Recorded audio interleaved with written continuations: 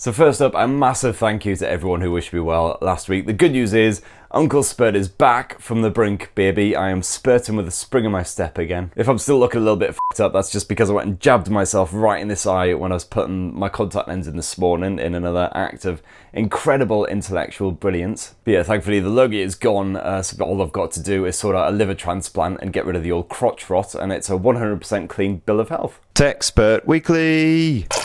So this week's major tech spaffage was of course the grand unveiling of the Poco M4 Pro 5G. Another budget-happy blower rocking some very good specs indeed for a price that is extremely dangerous to your pant lining. Under 200 quid, we'll bag you a 5G ready phone with a 6.6-inch Full HD display, you got a stereo speaker of sorts, smooth performance driven by a Dimensity 810 chipset and a 5000 mAh battery. And yes, the Poco M4 Pro 5G can keep on going all day long, just like your mum. And yeah, sorry, I know I've been a bit lax on the your mum jokes lately, so I promise I'll try and fit in as many as possible. Oh, just like your mum. The best part of the Poco M4 Pro 5G is possibly the way that it doesn't actually have a macro lens or any other pointless optical wankery thrust onto that deceptively large camera chassis. So you've got a 50 megapixel primary shooter that is typically budget, and you've also got an 8 megapixel ultra wide angle shooter slapped on there. And that's it. Praise the baby Jesus. Although, frankly, if they do get rid of all that macro shit and everything, then that's one less thing I'm going to have a good old British grumble about every single goddamn video. And yeah, photo quality is slightly dubious at times, but that's no different to most other cheapy handsets around the Poco M4 Pro 5G's price point. And if you want, you can check out my full unboxing as well as an in-depth review of the Poco M4 Pro 5G right here on TechSpurt, as long as the quality of this video hasn't put you off this channel for the rest of your fleeting time on this god-awful planet. Now, one launch that we have to look forward to next week is rather unexpected, to say the least. It comes courtesy of OnePlus, with a rather surprising special edition that they teased earlier this week. The phone in question is the Nord 2, and this special edition features everyone's favourite ghost botherer, Pac-Man.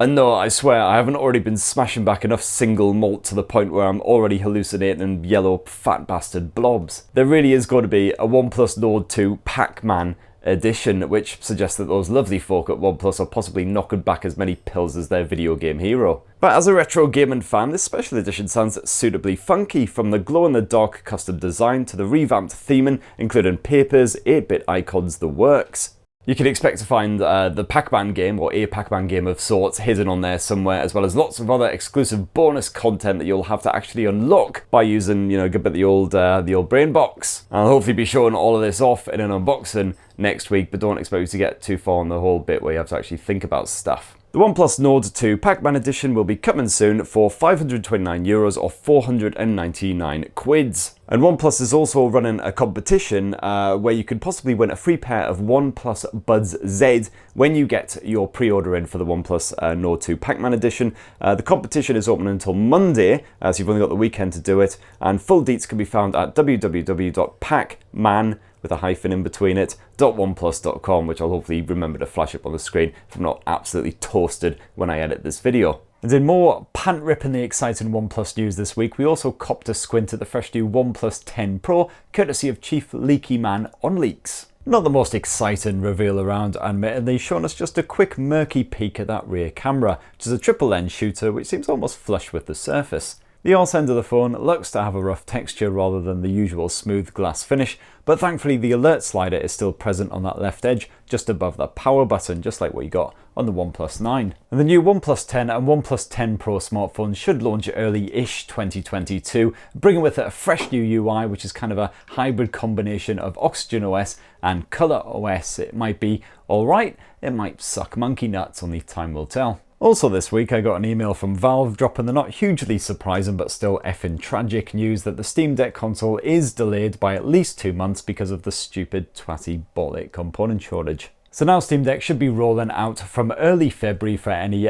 pre-order peeps who managed to get in there straight away when they went on order. So now you've got to find something else to do for the 2 months before then. Thank God for internet porn. And that's about all the interesting tech news this week. So now it's time for the part of the show that's comparable to staring into the abyss for roughly 10 minutes, apart from the bits where we talk about 1980s classic TV shows, which, by the way, is becoming such a regularity now that it's basically a full-on segment of the show, which I'm down with, because, 1980s TV shows are the bomb, yo. Viewer comments.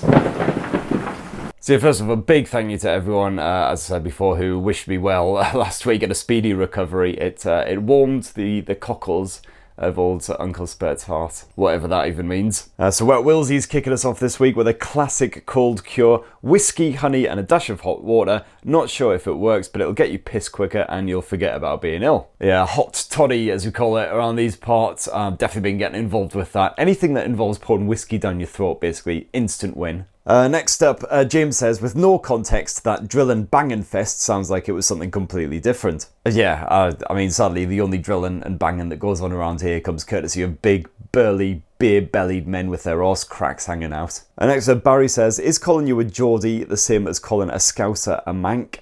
I have nothing against Mancs, Geordies, or whatever you said you were. It's just playful rivalry to me. Yeah, no, there's definitely a fair bit of rivalry up north between the Newcastles and the Sunderlands.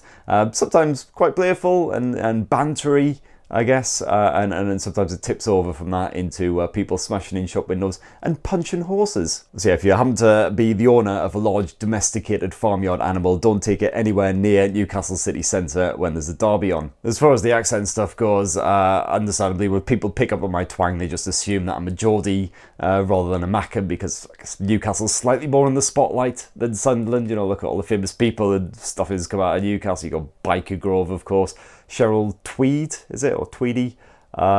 Jimmy Nail, all perfectly up-to-date references, of course. Geordie Shore, of course, can't forget. Good old Geordie Shore, an accurate representation of the big market at Friday at 6 p.m. God bless triple vodka shots for £1. And whereas, alternatively, I did recently try searching for Sunderland celebrities, I think possibly for a question on Techspert Weekly, and it just came back with, I think, like Laurel Laverne, Amelie Sandé, and I think the third option was like some guy who ate so many Greggs pasties that he became a minor internet meme. But anyway, yes, the joys of being a Mackem. It is the gift that keeps on giving. Me arse cramps. Mike says, I had the iPhone 12 Pro for about 5 months before jumping back to Android as soon as the Pixel 6 was announced. I've not regretted it one bit. It sounds like he's enjoying the battery life, so that's a bit of a relief. He says, even the fingerprint reader that everyone complains about has been fine for me. Yeah, I'm still struggling a bit with the fingerprint sensor on the Pixel 6 and the Pixel 6 Pro, I've got to say. You know, not only does it take a while to sort of tick through, but also sometimes it just just flat out refuses to let me in. And then, of course, it's PID all the way because there's no face unlock, which is kind of annoying. On the flip side to Barry's comment, we've got Brad, who says, I've had my Pixel 6-inch launch and it has never lasted me a full day. The battery is much worse than I'd hoped for after seeing the reviews, well below average. Perhaps I've been spoiled by having the Realme 7 Pro for the past year. So yeah, there are clearly, you know, people out there who are having issues with the battery life on the 6 and the 6 Pro. It's hard to really comment any further than that without knowing exactly what it is that's draining the battery. You'd have to go into your settings and see, you know, if there's any apps that are playing silly buggers and basically just sapping up all of that juice. But you know, generally Android smartphones and in particular Pixel smartphones are really good at identifying problems like that and putting a stop to them, and you've got the adaptive battery tech and everything as well to help out. So it is absolutely baffling. It really is. Buddy Oil, hello Oil, says, I am literally laughing when you're saying about a certain US YouTuber because I was watching him before this show. I follow many tech YouTubers to hear from many sides, but now I can say that I'm a proud Spurtan. And it's very good indeed to have you on board, sir. Thanks for sticking with us. And I always say, don't go with just one source for your tech reviews, that's for sure. You spend a lot of money on, your new smartphone, your new headphones, whatever. You want to shop around, make sure you get a lot of different opinions. And yes, you're even allowed to cheat on me with other YouTube tech folk as well, as long as after all of that shenanigans, you come back to Uncle Spurt's loving arms. In a purely platonic fashion, obviously I don't want to end up in any bloody lists. Paul says, speaking of 80s sci-fi, I've been watching reruns of Blake 7 on Forces TV. Yeah, it's absolute Stonewall classic, Blake 7. Used to love that. We used to watch quite a few episodes back in the day when I was a nipper.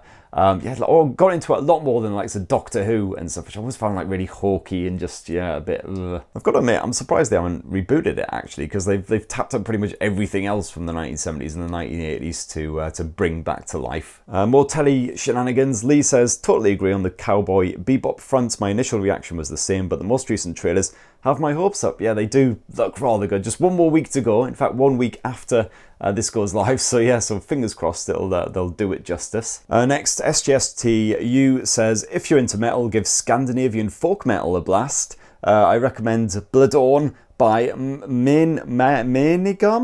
I don't know what the little unlikely things mean for the pronunciation. And Jackton's Tid by Fintroll. Good starters for the genre. Well, the cover art for Blood Dawn is basically a giant pissed off moonwolf, so I'm already immediately, of course, on board with that. And Fintroll, I'm pretty sure I've heard before, because they've got a similar sort of vibe to Ailstorm, which is another of my Stormcall absolute favourites. I mean, Scottish heavy metal pirates, you just can't go wrong with that combination. But thanks for the recommendations. I'll definitely be giving the Moonwolf thing a spin. Check that out.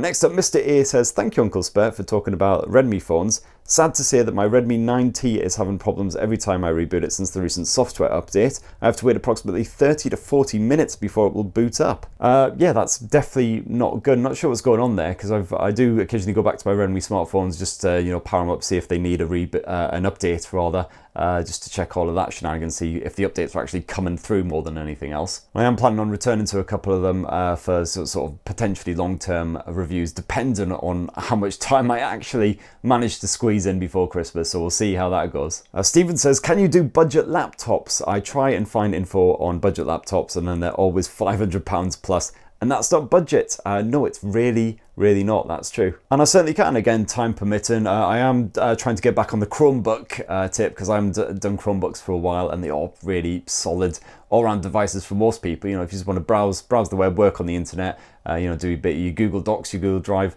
and all of that, but only spend about sort of 200-300 quid. Then job friggin' done. The battery life on those things is insane. Similarly, Bill is asking if I'll start doing smart home reviews. Yeah, already doing, mate. I recently did the Google Doorbell, and I've done a few other bits, camera setups and things like that, so definitely go check those out. Bloody smart speakers, of course. I love a smart speaker. Very much almost out of time, so just a couple of final quick ones. So KB Toy says, will there be a review of the new Xperia phone? The new Xperia Pro I or 1, whatever it's called. It's not out in the UK yet, unfortunately, so hopefully at some point I'll be able to cover that, but probably not anytime soon. And John Paul says, enjoying watching your Techspert weekly episode while ducking every time a firework goes off. Yeah, it's been pretty much non-stop for the past week or so, I guess, because we've had Diwali as well as like bonfire night and everything as well. Yeah, it's not been great. We've got a pair of kittens who, this is their first bonfire night time of year, so great, happy times there. One of the cats is a total wuss who literally has just been cowering under the sofa and behind the TV and stuff. So bless me, it's not had a good couple of weeks. The other one's a complete mentalist who isn't scared of anything. It would literally start a fight with a fridge. In fact, he's just down here trying to eat what looks like a Lego brick. So let's, come on, mate. You want to come say hi? Hi to the Spartan army. Here he is. He's an absolute nutcase, aren't you, mate? Go on then, you go eat your Lego brick. Or don't, actually, that's probably not a good thing. So anyway, thank you so much to everyone who commented. Very much appreciated. Loved reading through all of those, and especially, again, thanks for all the well wishes and everything. Please do smash your comments down below, and we'll try and cover as many of those as possible next week, Friday at noon. And speaking of next week, of course, well, as you know, we've got a good bit of OnePlus Nord 2 Pac-Man edition coming on Monday, so I'll hopefully have you full coverage of that. We've also got the Realme Neo 2 is getting a launch here in the UK as well, same day, November the 15th.